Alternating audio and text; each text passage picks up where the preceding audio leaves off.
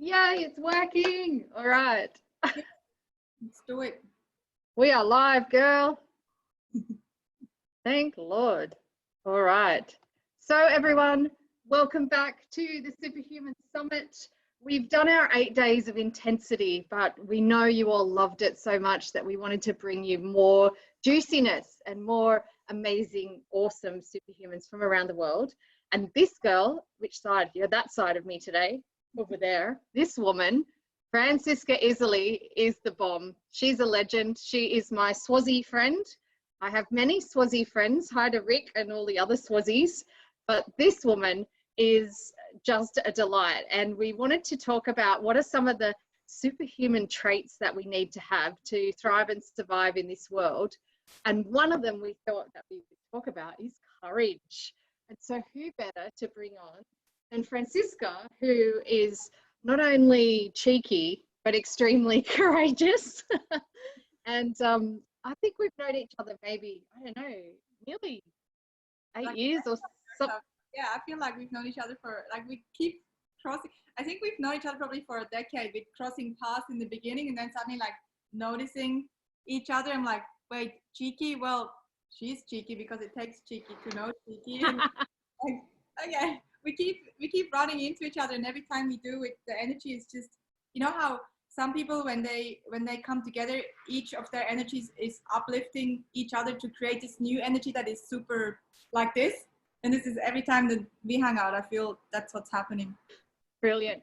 And it's called Superhuman for a reason. So you'll see Franziska's wearing her little shark outfit. How sweet's that? Because she knew I would be wearing my superhuman cape. Can you see that? So yes, she's, oh, look at that. Hey, you want to see my fin Yes. tail? The fin tail is really cool. For those people who listen to the audio later, they'll be like, damn, I didn't get to see the tail. That's awesome. So let's be in all seriousness, or maybe not. Let's talk a bit about courage. And I guess on the summit, we've been talking about lots of different things that help people become more superhuman, whether that's through superhuman activities and things like meditating, you know, maybe eating superpowered foods and doing great things that help them feel alive and vital and handle times like we're in now with COVID. But also we've been talking about superhuman leadership, superhuman consciousness. And one of the things we started talking about were traits, were values, were beliefs, were things that we hold dear. And I know that you are one of the most courageous people I know, maybe a bit cray-cray with that, but I love it. And I can still remember it was a few years ago and you came and stayed with me while you were doing some workshops in the area. And we went out for late night coffee and vegan treats, remember? And I doubled you on my bike. Yes, I came on your motorbike, and that probably gave me the bug a little bit. And as soon as you got on, you were like, this is fun. And then within like 2 weeks, you'd sent me a message saying, I'm doing my learner's rider license and I'm going to get my bike license. And that's what I love about Franziska, is she just gets straight onto stuff and goes, I'm going to take that with both hands. I'm going to live life. And so you've just completed a new book, which you launched literally, what, 2 days ago? Yeah, Sunday. So Tuesday, today, yeah, so 2 days ago. Yeah. I feel like right now, because things are changing so quickly, also with how we work and everyone working from home, it's like, what day is it again? It could be any day of the week or the year even. Yeah. Well, we've decided in Superhuman Summit that today is Courage Day. And so that's why you're here. So tell us a bit about what was the motivation and inspiration, because it's called the Courage Map, right? Have you got a picture of it there, or we'll show a I do. We're also live over here on Instagram, and I'm getting a lot of smiles and comments about my shark tail. People love it. This is the, can you see? Yeah. So this is, and it's right way around. This is the book. And because I have a publisher, I actually don't even have a physical copy myself just yet in my hands, because they're releasing it and it's on the way from the US. So I might get it in a few weeks. Awesome. So it's called the Courage Map. And I know One of the things that's been exciting about that book, because both of us are people who admire and appreciate some of the leadership and also the environmental work and that's done by Sir Richard Branson. And we've both been at separate times. It would have been crazy if we were there together, but to Necker Island, right? We were there together. And, you know, we both admire what he is about and some of the things that he does in the world. Tell us about, I believe there's a little forward by the man himself, Sir Branson. How did that all come about? And what does he say in his forward? Yeah, and you know what? So when I first met Sir Richard Branson, I was on Necker Island, which is his island in the British Virgin Islands. And I was actually in this costume on a panel. So we had I got invited to this tech challenge on Necker Island. This was last year. It's only a year, probably exactly around this time right now. April 2009. And I was on a panel discussing brand strategy and marketing and using marketing and branding for good to make an impact through Virgin Unite and different charities. And I was sitting on a panel and dressed up as a shark just because I could. And my dear friend Gina, she was dressed up, I believe like some sort of a mermaid maybe. And it was super fun. And so I was on this island for a week, and the last day or the second last day, I thought if I would love Branson to write the foreword for this book, that was my whole dream when I first started writing this manuscript. On the first page, I wrote foreword by Sir Richard Branson. And my editor, when I gave her the manuscript, she said to me, "Oh, are you getting the foreword by Sir Richard Branson?" And I hadn't asked him yet by then. This is over a year ago. And I said to her, yeah, he doesn't know yet, but yes. So then when I got invited to go to his island, I went. And then the second last day of being there, it took me actually quite a bit of courage to ask him, because I thought he gets asked a lot of things like that. And I didn't want to be that kind of person. He was hanging out all week, and he knew a bit about me and my journey and the motorbike trip along the Silk Road. So he knew a bit about it already. So then I just sat down next to him. My heart was racing super hard, and I was definitely nervous because I am a little bit of a fangirl for, an amazing human. So I asked him, I just said, hey, we first actually talked a little bit about one of his ocean projects, because I'm really interested and involved in ocean conservation. And so we talked about that a little bit first. And then I said, hey, would you be interested in writing the foreword for this book? And he said, well, Franziska, I generally only write one per year. Oh, yeah. And he said, but if you want, send me the book and I will take a look, and I'll see if I'll write the foreword for you. I like what you do. And I thought, when he said that, I thought, yeah, that's sort of a yeah, but nah kind of thing, yeah, but nah. So I sent it to him, and then thanks to one of my friends, Bill Ty, he actually put in some really good words for me too about this book and about my journey and about what I talk about. And so a month or 2 months later, I got an email back from Branson saying, it would be my pleasure to write the foreword. Stay tuned. And then I'm like, okay, this is good. This is progress. And then a month later, this was in July, and I saw him in April. So in July last year, I got an email from him with a foreword attached. And it was so beautiful. Oh, good. I mean, I have it here. I can read some of it. Please. Would people love to read it? Tell us in the comment boxes. People over on Facebook land, by the way, Franziska is saying, love the shark outfit. They're loving it. And they're saying that it took courage to dress like a shark on a live stream. I'm just going to quickly show us the fin. It's a bit sunny here, so I'm just going to pull the window, the blinds down. Here we go. Show us the fin. I just saw. Oh, do you want to see the fin again? There's one at the bottom here too. You see the bottom one? Yeah, we can see all of the bottom. Oh, so funny. I think sharks are cool, and I want people to not be so rude about sharks. Yeah. Okay, so I mean, I think sharks are cool, but universe, I don't want to be eaten by a shark. So all you sharks out there, remember, I love you and you love me. Okay, well, let's see if I just read a paragraph. Great. Because it's all good, but I'll read the paragraph here. So this is really strong here. He said, I may not be the bravest or smartest person, but I dream big. I surround myself with brilliant people and take bold risks. The courage to dare has led me on the journey of a lifetime. And then he goes on to say a few more things. And then this one is really cool too. Courage is not the absence of fear. Courage is feeling fear and doing it anyway. Courage is not about being reckless. It's about taking calculated risks. Courage enables you to take action instead of waiting for the confidence to do so. And it's just cool. And then he says, what did I know about running a magazine when I was a teenager? Could I really manage a global record label? What on earth was a hippie like me doing starting an airline? Was I crazy trying to fly a balloon around the world or build a commercial space line? I've always believed in challenging myself, and I think we all do our best work when we take chances and stretch ourselves.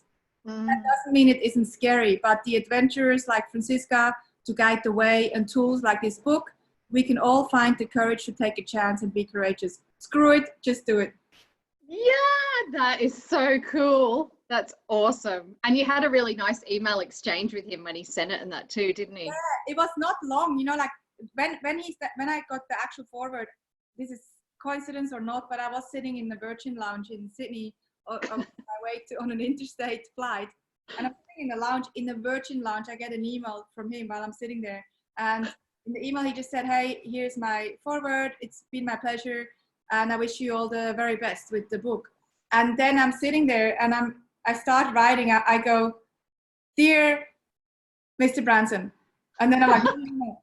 Hi Richard, no, dear sir, no, and so and then I just thought, you know what, I'm just gonna say a really short thing. He doesn't want to read a million emails, so I just said, hi Richard, thank you so much, I'm forever grateful. And he straight away he responded and he said, you deserve it, Richard. Oh, that's so cool. You've got to save that email too, right? Yeah, it's somewhere in my Google Mail, hopefully. You know, in Google Mail you can sort of sometimes, or sometimes you can't. It's in my heart. You know what I really love is how he said, you know, about dreaming big, but also surrounding yourself with brave people, and that idea of calculated risk, that it's not just being reckless, but it is about leaning in before you have that confidence and stretching. So tell us a bit about the Silk Road trip. And I know I was like, I don't know, I've been a motorcyclist for about 7 years maybe, you know, and I remember you getting your license and then straight away within months you were overseas doing rides, and I was like, oh my gosh. So tell us about what took you to the Silk Road and how did that take courage? What was it about that journey that was so significant that it's also turned into a book? Yeah, so I think the reason why, so the book is based on his motorbike journey along the Silk Road. And the Silk Road is basically a road that starts in Europe and then goes all the way through Eastern Europe into Central Asia and then into Asia. And it's following Marco Polo's steps. And I just suddenly, about 2 years ago, a bit over 2 years ago, I suddenly just had this, a little bit of maybe a few things that I was questioning in my life. And I suddenly just had this urge to go on another crazy adventure, but one that I normally wouldn't do. Because normally I would go surfing in all sorts of places. And I normally, you know, I haven't done a lot of motorbike journeys because I've only been riding for a few years. I did one trip in the Himalayas, maybe 2 years prior to that. But then suddenly I'm like, what can I do to challenge myself and also to challenge my thinking, to challenge me also physically? And I thought, well, riding a motorbike along the Silk Road could be quite challenging, especially if I go on my own. And my intention was to go on my own. And I started looking into it, and then I was going to head off in June. And then in February, I met a guy, Mike Klein, and his girlfriend at a conference in the Bahamas, an ocean conservation conference. And I told him about it over dinner, and he said, oh, I've always wanted to do a trip like that.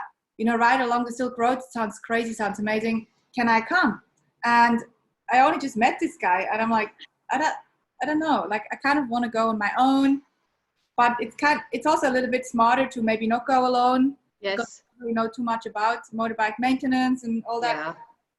Anyway, so I said, hey, let's just, you know, stay in touch and see if we get along. And then we met up in Seattle and had a planning day, and just to see if we really like each other still and if we could travel together. And this was only the second time I met him. And then I said, okay, you can come. So he joined me, and I'm really glad that he did join, because he saved my butt so many times with breakdowns and all sorts of things. So the reason why I headed off on this journey is just to think and to do something different in terms of pushing myself differently. And I got pushed hard. Right. Pushed hard on every So level. tell me more about that, because I know for those, I didn't probably do much of an intro because we kind of, catch up straight away. But Franziska is an amazing entrepreneur, has a phenomenal business with her business partner called Basic Bananas, as well as Ocean Lovers, and has all of these amazing, I guess, businesses and entrepreneurial pursuits. And so how was this stretching you in a different way? I get that it would be physical, being on the bike, but what was it that stretched you further than what you had already been doing?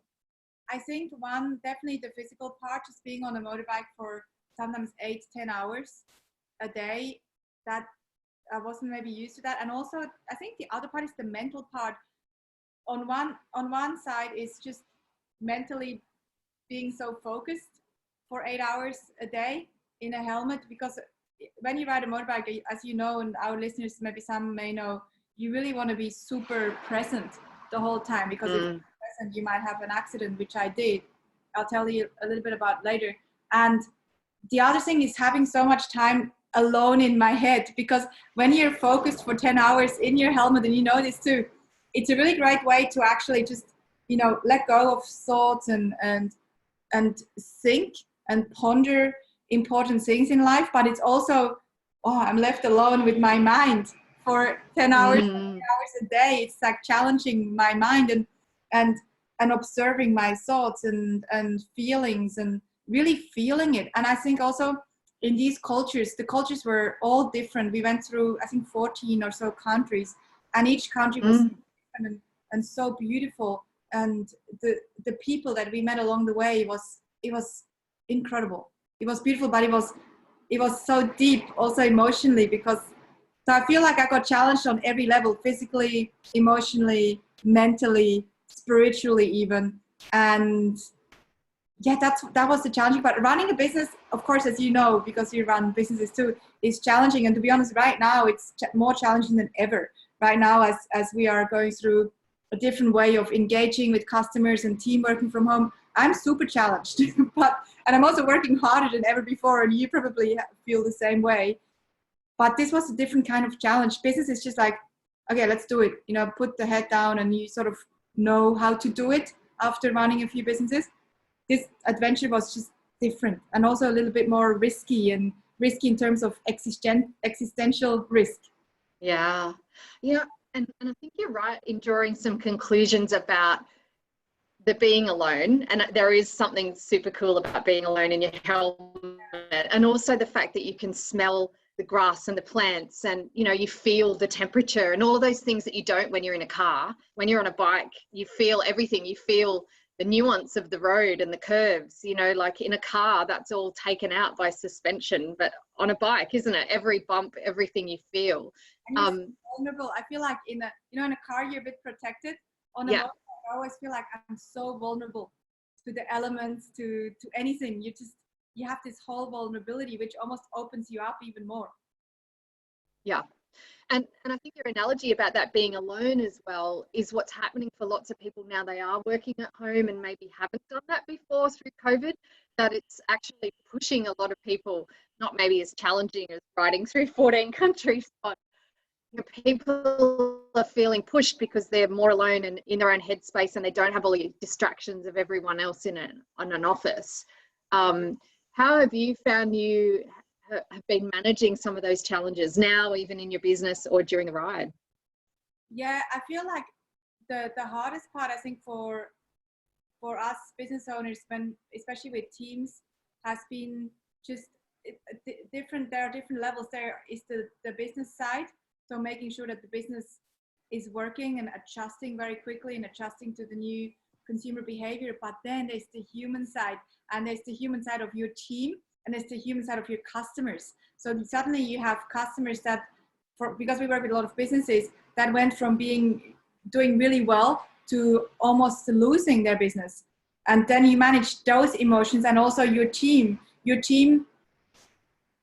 are suddenly working in a different way, and it's almost like also managing their emotions. So suddenly I feel like sometimes I really almost feel, and this is me being just really vulnerable and honest here, sometimes I feel like I'm on this island and I'm standing, you know, I'm still standing, and I'm doing my best, and I'm also surrounded by all these people that need me to be this strong person. So I almost feel like I can't crumble, because if I crumble, everything around me is going to crumble. The team is going to crumble, and customers need me. So sometimes I almost feel a bit on this island, and there's like all these people around me that need part of me, and it can feel a little, like this morning I had a little bit of an emotional moment, because I just felt like, you know, I have to stay strong, I have to stay courageous, I have to not crumble. And I just, my number one way to stay strong and to sometimes release a little bit and like go, I'm not alone, is just, I just go to the beach down here,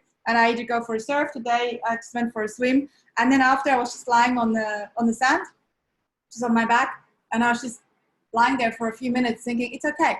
You know, the one thing that I can always rely on is the universe. This sounds very maybe spiritual, but the one thing that I feel like I can always rely on, even if I can't rely on anything or anyone else, is the freaking universe. Like, I'm lying on the sand, it's okay, I'm okay. I'm supported by the sand right now. So this is a little bit of a philosophical discussion, but I really, you know, this is what we as business owners often go through, is we don't always have people that are here to prop us up, and we have to prop ourselves up ourselves. Oh, and I couldn't agree more. And actually, over the 40 speakers we've just had in the Superhuman Summit, like 90% of them talked about surrendering and trusting. Yes. And it is that whole thing of taking right action. And as Branson said in your book forward, having the confidence, or doing something before you've got the confidence, you know, leaning into that. And then you have to kind of trust, don't you, and surrender. And I love the analogy of you laying on the beach, you know, literally that the beach has got your back, Mother Nature's holding you. And I think more and more people are realizing through COVID-19, it's almost like we had to have it to wake people up to come back to what are the actual things I can rely and trust. And for me, it's seeing the sunrise every day, you know, that reminds me I'm okay. Constant, yeah, exactly. And you know, maybe it's also a little bit, sometimes I wonder, is it a bit of a curse that we have as entrepreneurs, that I definitely, again, this is me being super honest, I feel like I can't really rely on anyone but myself and the universe. And this might be something how I grew up, maybe a little bit too. Maybe I didn't feel like I can rely on, you know, on people or you know, my family sometimes. And my family is amazing, but maybe I had this feeling a little bit of, I can't and won't rely on anyone but myself and the universe. And it might be a little bit of a curse, you know.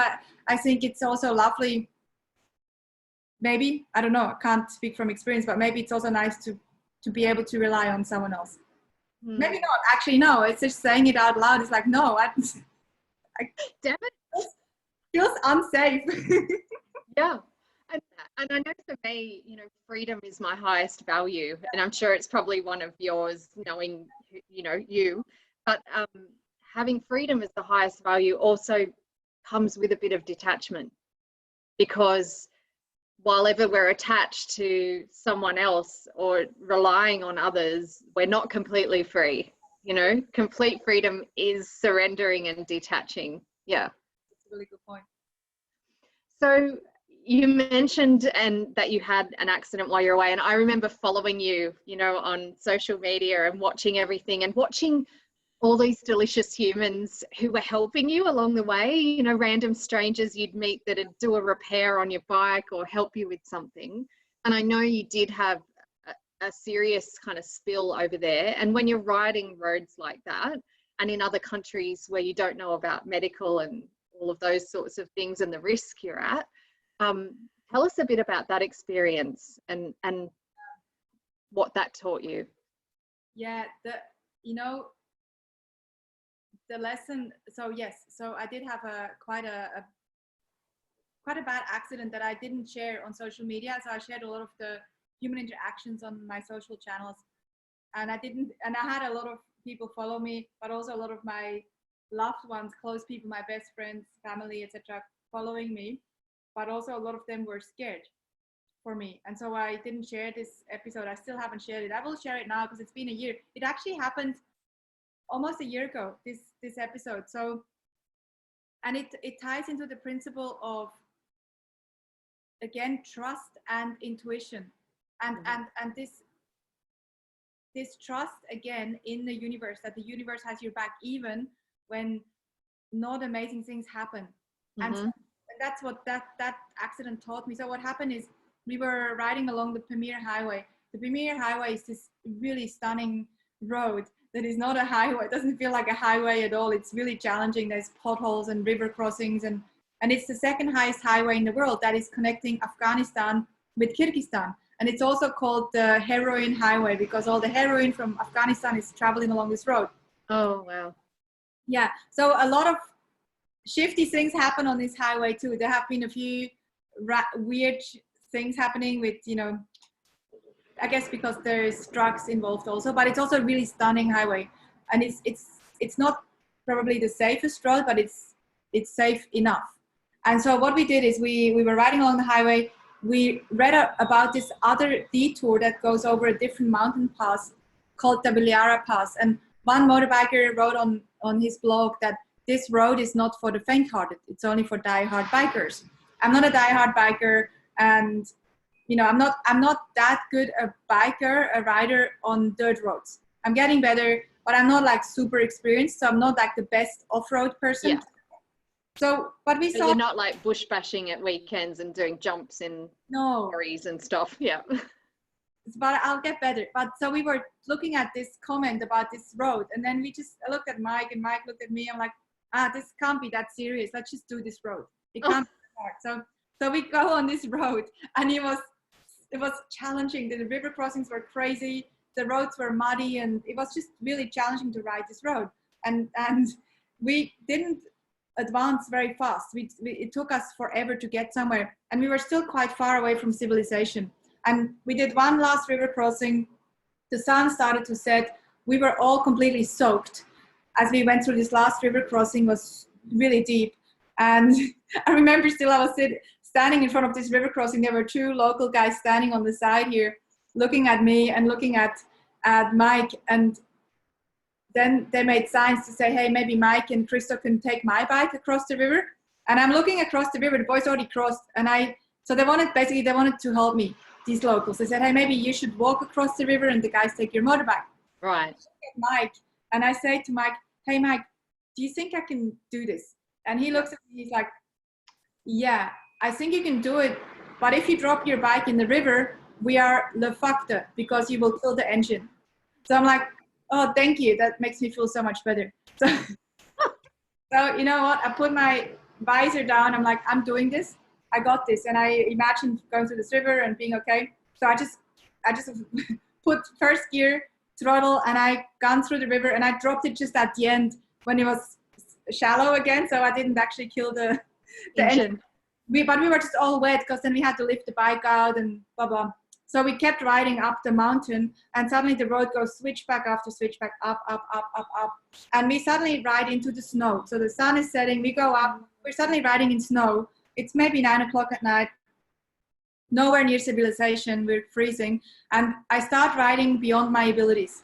Yeah. I start riding too fast. And I'm hitting a mud patch, and my bike slips left, right, and I accelerate to get out of the mud. But instead of getting out of the mud, I just spinned off the side of the road, and it was dark. I didn't really see what's going on. So I rode off the cliff on my right.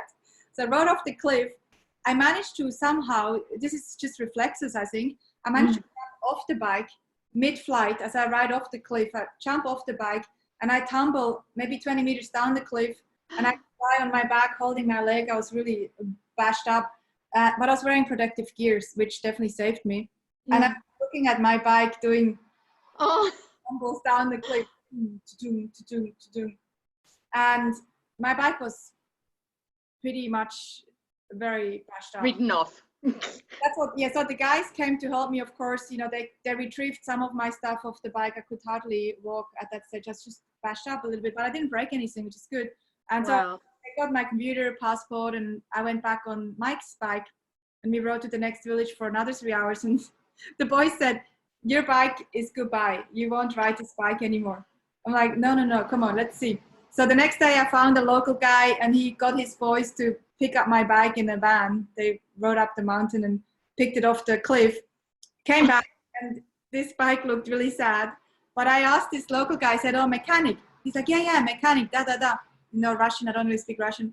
So we went to the local mechanic and the mechanic said, yeah, I can fix this bike. So him and two other guys spent 7 hours working on this bike and they patched it back together.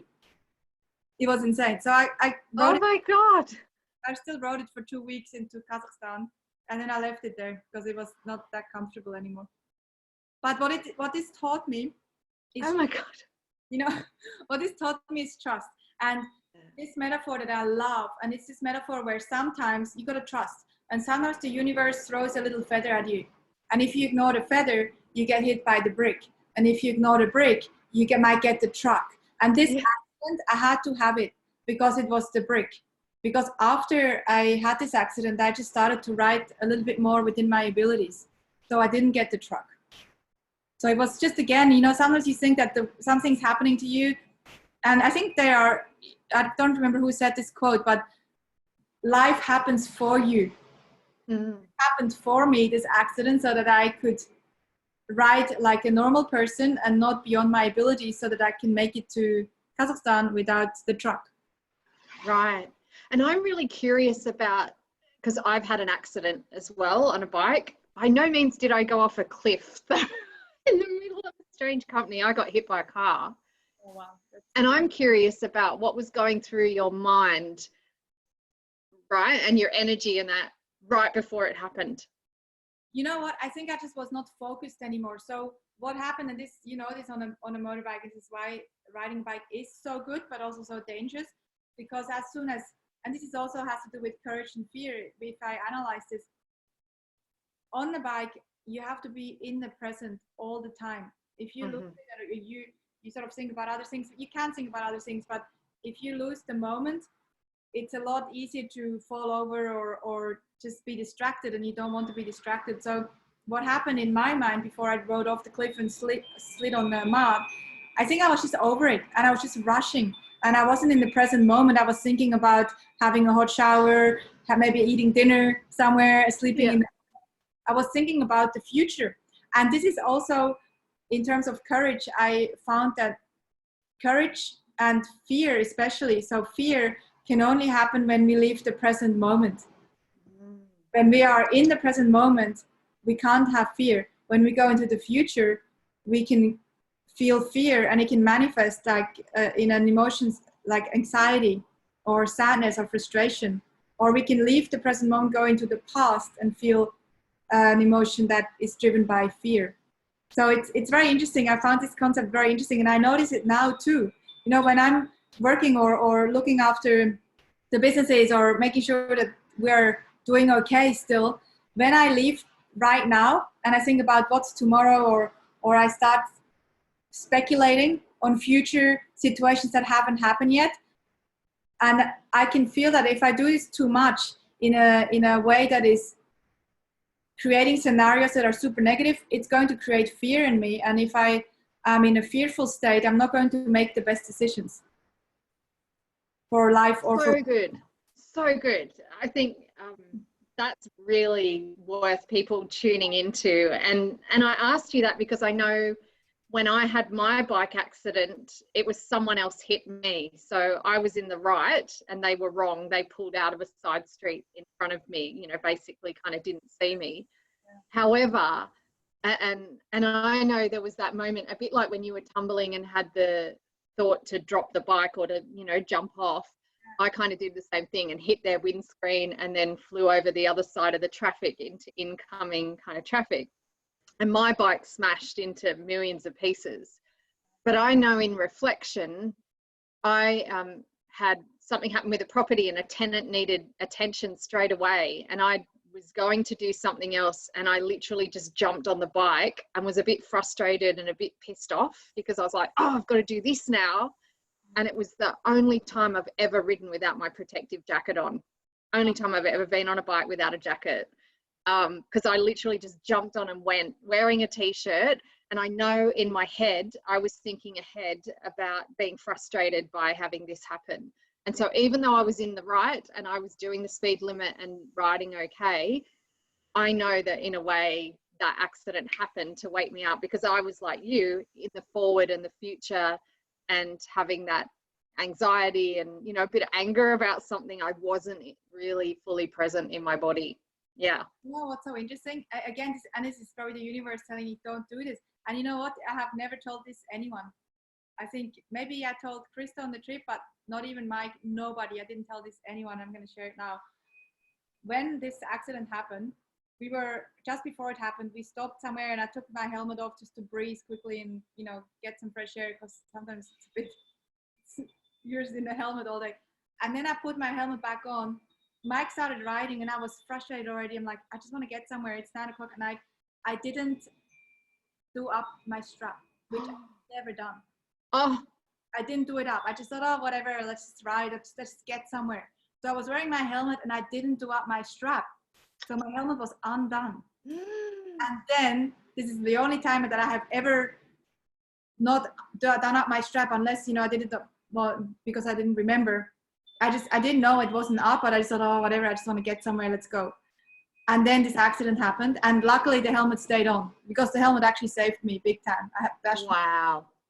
But it stayed on without the strap. But again, this is why, you know, like you didn't ride with your jacket and you have an accident. I didn't ride with the strap on, and suddenly it's like, hey, remember, you're being silly here. This is now reckless. This is not courage anymore. This is now being reckless.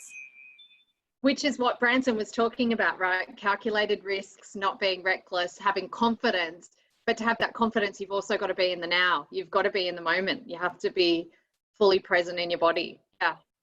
Yeah. So much good stuff in that. Oh my goodness. People on Facebook are saying lots of stuff as well. I just need to check that in case you've got stuff going on in yours. I think it's just people being excited. There's a few people saying they've leaned on the universe themselves, especially when they had friends that weren't reliable. Michelle's just asked what you consider to be the most courageous thing you've ever done, Franziska. Maybe that was it, but has there been another most courageous moment? You know what?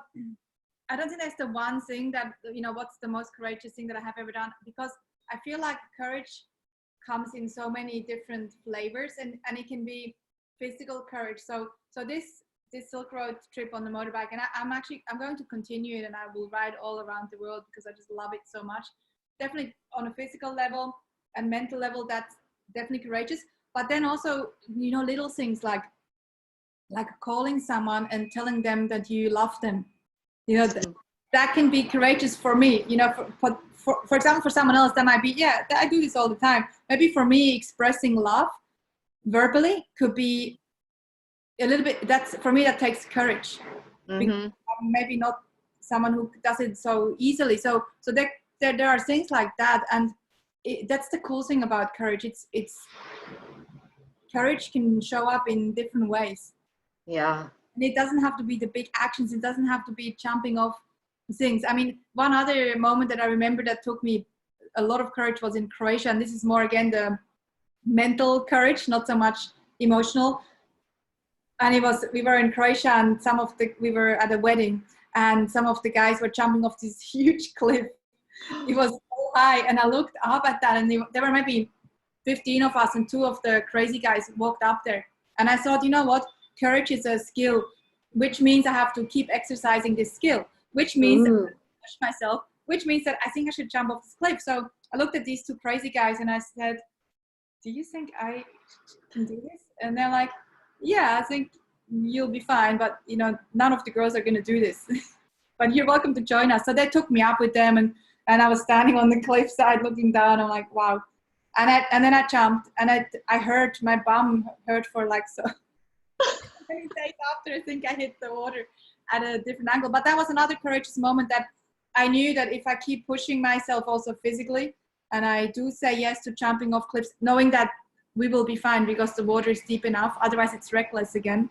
I know that I can keep doing these courage boundaries, but also emotionally, you know, if I struggle to tell someone that I love them, can I practice that so that it becomes more, that it becomes easier, and then the courage boundaries will grow.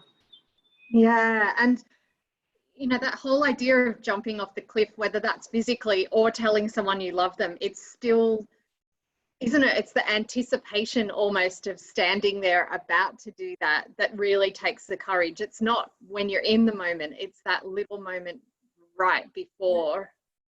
And then you can either choose to back out of it, or you're like, I'm almost there, let's do it. And then it feels so good, you know, once you, because I think obviously something changes in your body chemistry too. And it's this whole, you know, I always say, and I say this in the book too, fear is natural and fear is also safe. And it is safe because fear is a natural response to danger. When we experience danger, our body gets us ready to either fight or flight or freeze. And fear is safe in this case. So when you then get across, when you can sort of be okay with taking the step, even though you're feeling this fear, it feels so good. It feels so good. And I actually really think it's a skill that you can practice. And I think it can come about even when you're a child, because I know my mother's very risk adverse, and I didn't have so much fear even just riding a push bike and stuff as a kid, you know, in the bush and tearing around, until she started saying be careful because of, and it was all consequency, you know, I guess about risk and those sorts of things. And so I started to be fearful sometimes in a way of false things that I didn't even know about, but that she kind of implanted. So it's also sometimes our programming that we have to overcome. Yeah, it's such a good point. You know, Mike always asked me on this trip, he said, hey, where do you think your courage comes from? You seem to, he in his eyes, he seemed to think that I have no fear. And I said, no, I have fear, but I still take action. It's what Branson also said in his foreword. But then I kept asking myself, why do I feel like I can just do stuff? And you know what, I have come to the conclusion, I think because in my upbringing, as you mentioned, you know, obviously it's programming. I think in my upbringing, my parents, and especially also my dad, he wasn't there much, but when he was there, he sort of just pushed me. He's like, yeah, go do it. You know, he would just like, go, yeah, just go do it, and fall over. And he would make me go and buy him beer as a 6-year-old, which now would be very frowned upon. But he would drive to the kiosk with me, and I was only a kid. And he would say, hey, go buy me cigarettes. And I was okay, you know. And now with this parenting, you know, I shouldn't even say this publicly, but he would probably go to prison, sending his 6-year-old daughter to go buy him cigarettes. But it was just this whole attitude, just go do it. You know, you want to learn skating? Go do it. Yeah, I'm not going to hold you all day. You're just going to go do it. You fall over, you rip your pants, and then you come back and you probably will be able to skate after falling over. That's right. I think it was just naturally just like, just go do it. You'll figure it out. Which is that bit you were talking about, is that it's a muscle almost, and we want to keep building it. And it reminds me of someone I knew earlier in my life that used to say he had a security pass for everything. So he would just pretend he had a security pass. You'd go somewhere and he'd go, I've got a security pass, and they just let him in. And it was that confidence that he had in the moment to just do it that people didn't question, you know. And I think Darren Brown does a lot of skits and things around NLP and our mindset, and how convincing we can be when we stand in the moment in our truth. Yes. And something else you just mentioned, and I believe maybe it's Mel Robbins or someone who wrote the book, The 5-Second Rule, maybe. Someone wrote a book called The 5-Second Rule, which I haven't read, but I've heard the concept, and it's brilliant, where, you know, you might be in a moment and it's like, oh, I'm scared. And then you go like, no, just count to 5 and do it. So 1, 2, 3, I do it right now. Because it's these moments that you just mentioned where we can either then chicken out or we can go. Yeah. And it is that whole thing of the fact that emotions only last 90 seconds in our body. So if I am feeling, you know, rapid pulse and, you know, anxiety around something, it's only going to last 90 seconds.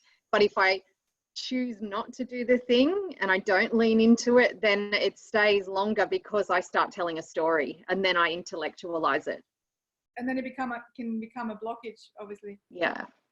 I think for me, while you're being vulnerable and honest, one of the biggest things that have been something that's taken courage for me is actually honoring my boundaries. So standing up to those kind of things. So it's not been necessarily like you're saying, telling someone you love them. It's been telling someone to stop, or that's my boundary, or even in business, no, you know, I won't compromise on that. That's been one of the things, because of the fear of not pleasing people. Yeah. You know, so that for me is needed courage. I love that you share this, because I think for a lot of people listening, honoring their boundaries and the ability to say no is definitely something that a lot of people struggle with. And, you know, I talk in the book about truth, and this is what you're talking about here, is to first of all know your truth. So know what your boundaries are, know what your values are, and then have the courage to not compromise. And I love that you shared it so honestly, because I think a lot of people can connect with that. So it's been so amazing. We're coming towards the end. I'm just going to check the comments again, because people are, it's going crazy. I can just see Facebook popping up with lots of love hearts and thumbs up and things for you. And Noshi, who's one of our frequent flyers, hello Nosh, has said in here, Franziska, I want to be your pillion rider and experience a lifetime. Thank you. I want to be your, what is it? Nosh wants to be a pillion and go and experience some of your life with you. So nice. People are saying, yeah, take the step, just feel the fear. There are other people saying, yeah, maybe their parents and mothers and people also implanted some of their fear. And just that whole idea of jump in the deep end, and that 5-second rule. Mel just said, the universe has been so powerful in my life. Just believing in this has definitely given me trust and courage. I never regret giving something a go, but I always regret it if I don't. Yes. Great point, Mel. Yes, you know what? Michael Jordan has this quote that I'm paraphrasing, but he says, you will never regret that you have failed. I'm paraphrasing. You will never regret that you have failed, but you will regret all the shots that you haven't taken.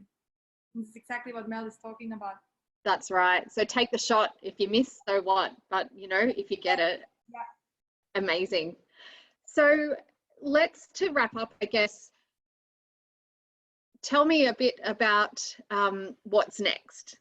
You know, you've done the Courage Map, you've ridden the Silk Road, you've done all sorts of amazing things. You've got a great business and you're learning to adapt that through COVID and support all your clients as they adapt as well. What else is there for this courageous Swazi to do? You know what, this question, and I normally have a what's next. So this question, what's next, normally I can answer and I can say, well, you know, I'm going to jump on a plane. I did South America. I would love to ride through all of South America next. And so my goal is, I did the Silk Road, and now I just love to ride all around the world. So I started South America in February, went down to Patagonia in Argentina and Chile. And then I thought, well, I'm just going to continue through South America. That's next in terms of adventures. But now I don't really know what's next, because every day I don't even know what's going on anymore. You know, I don't do anything. Right now, I think I don't know what's next in terms of adventure. Once we can travel again, I will definitely continue the South America journey on the motorbike. And in terms of business, what's next is right now, again, because things are changing so quickly, I almost feel like every day I wake up and I'm like, you know what, right now, what's next for me is the question, how can I add value right now? So what can I do right now to add value? And that's been really helping actually in business, to also stay focused and not to get too worried about things. It's just like, hey, right now, how can I add more value? And it's a really good question, I think, for anyone to ask this question. How can you add more value in terms of your business, your family, your friends, your communities? That's what you're doing every day. You're showing up. You don't have to do these sessions and bring content to your people, but you are, because you're asking, how can I add more value right now? Well, right now, people need superhuman powers, and that's what you're doing. And I think for me, that's what I'm doing right now, is just how can I add more value, and hopefully I can get on the journey again and continue the journey. And to be honest, you know, as much as it has been very different to stay put for once, I haven't, you know, been put in one place for a while, because I've always got conferences or things on. Yeah. No airports. Yeah, no airport is meant to be in South Africa. Right now I would be in Namibia because I was meant to be at a conference in South Africa last week. But to be honest, it's actually nice to be put for a minute. And also, I mean, the silver linings, despite all the challenges that we're going through, the silver linings, and I'm seeing it here, like nature is recovering.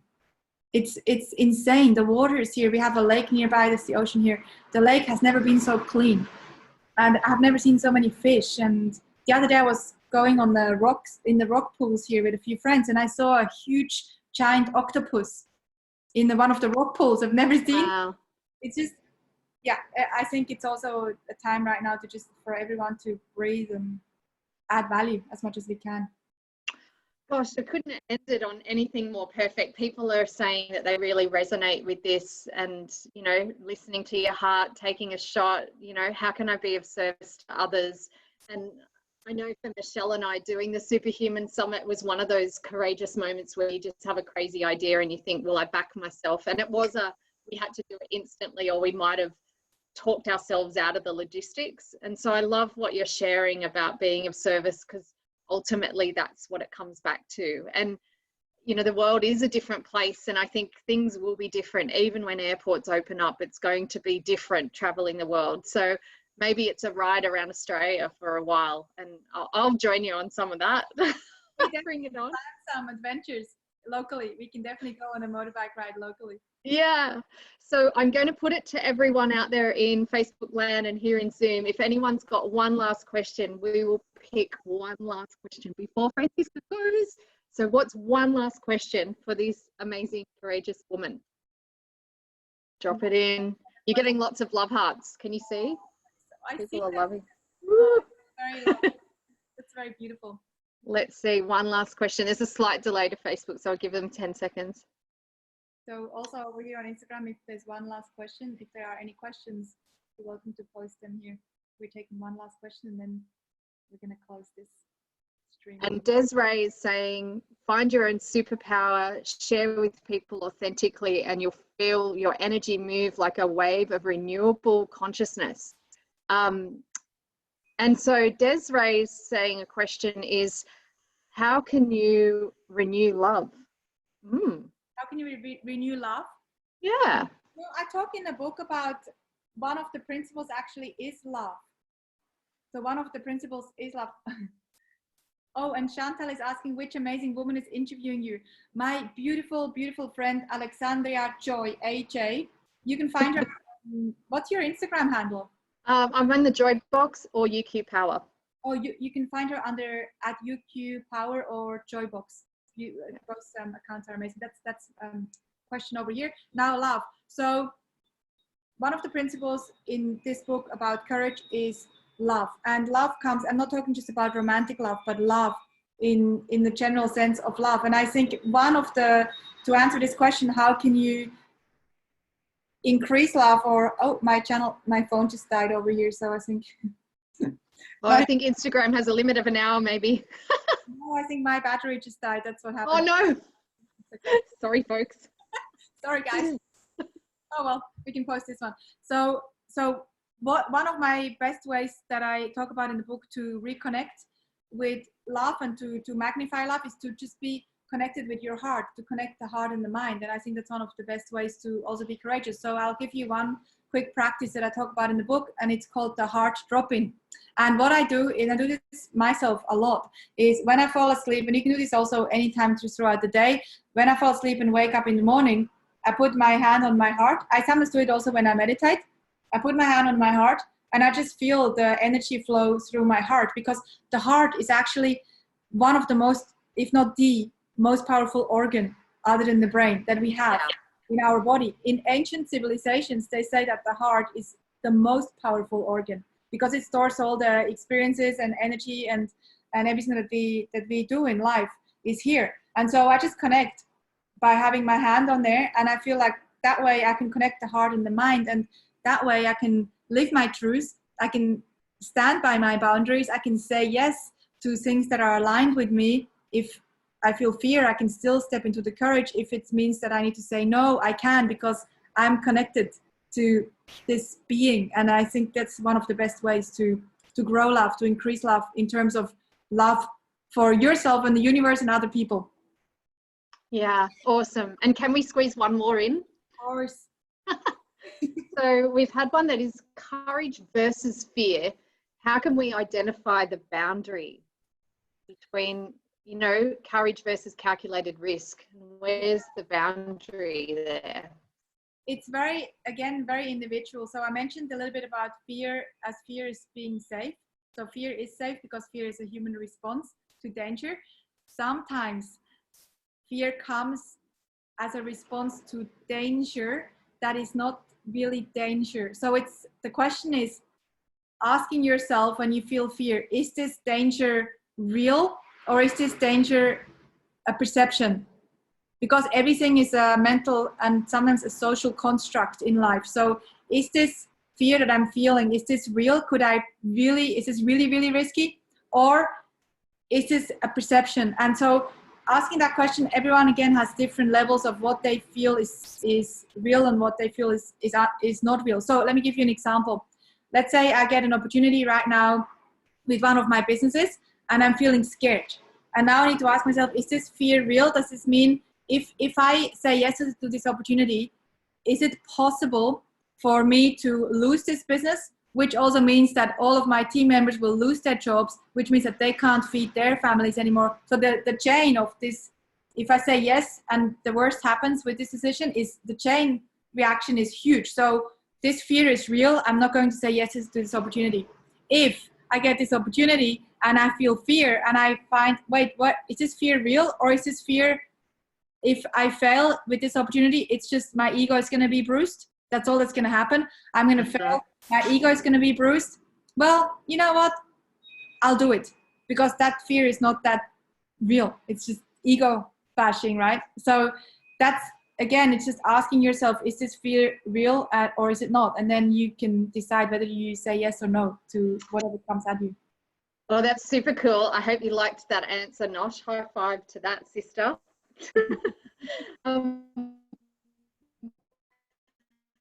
I know lots of people say fear, that acronym is false expectations appear real, you know, that whole, and I have another slant on the acronym and I say face everything and accept responsibility. I believe if you're willing to face everything and accept 100% responsibility for your choices and for your response, then there is no fear, right? Yeah, I love your definition a lot more than the other one. The other one, false evidence appearing real. I don't believe in that because I do think that it's not always false evidence. Some of these things really are real. So actually it's evidence that is real. So I don't think it's always false. So because I also don't want people to do stuff that, because they say, well, I'm going to be courageous. I read Franziska's book and now I'm going to take these actions that are detrimental. No, it's fear is okay. It's okay to not do stuff because the results and the backlash could be detrimental to yourself or could hurt someone or could hurt you or your community. And I think more than anything now, courage is something that we need to have collectively, and that courage comes from understanding that I have to take 100% responsibility for myself, but that I'm also part of this human soup, and you know, the flavor I add adds to the greater good. So I want to thank you from the bottom of my heart. And I always say people are delicious humans, but all of you know this girl is a delicious human, right? You're one of the most top chicks. I always love the energy. I get your shark out, I'll get my cape on. I love catching up with you. I love everything you've shared today. It's been the bomb. I wish you every luck with your book. Can you tell us where can people buy the book and how can they support some of the nature conservation and some of the amazing things that you're doing in the world? Oh, thank you. Thanks for asking. So the best place to grab the book, and I would definitely love it if you grab the book. You can find it under the link, the Courage Map. So THE Courage Map, MAP.com. It will take you to the page where you have all the links for Amazon and Barnes and Nobles, all the places where you can get it. And if you do get it, it's only on Amazon. I think it's $6 or $7 US for the Kindle and $5 Australian dollars or $5 US for the people in the States.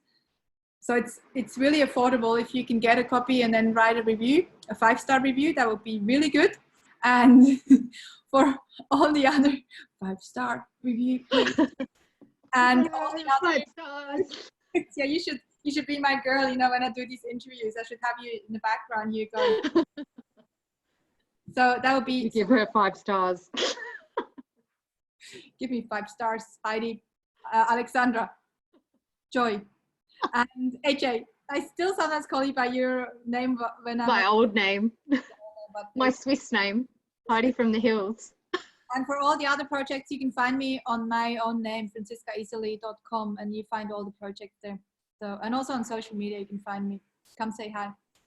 And over on the Facebook page, I know everyone's sharing the links, which is awesome. Thanks everyone for sharing the links to that on Amazon. Go out and buy it. Fill your cup with courage and get yourself some more of this amazing, delicious human. It has been awesome as always, my friend. Love you lots. Love you so much too. Thank you for everything that you're doing for humanity. It's so noticed and it's not taken for granted. And I feel very grateful to have someone like you in this world. You're adding a lot of value and sparkles. Thank you. Oh, unicorn sparkles. And can't wait to go for a ride. Let's do that soon. Thanks everyone for joining in, and may you all choose to flex your superhuman power of courage. It's yours to take. Thanks everyone. Bye for now. Bye.